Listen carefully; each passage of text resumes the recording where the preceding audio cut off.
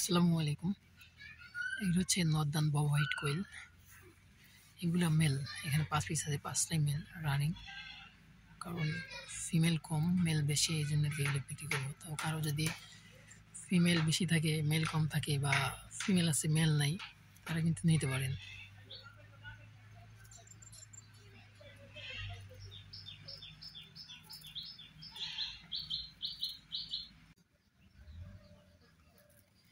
এগুলো হচ্ছে Northern Bob white কোয়েল। এগুলো হচ্ছে মেল। তো যাদের মেল দরকার তারা মেল নিতে পারেন রানিং।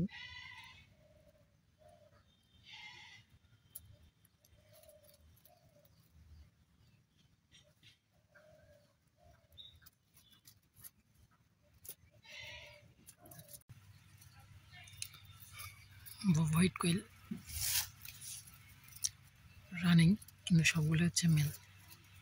ব্রিডিংয়ের জন্যে মেলগুলো নিতে পারেন।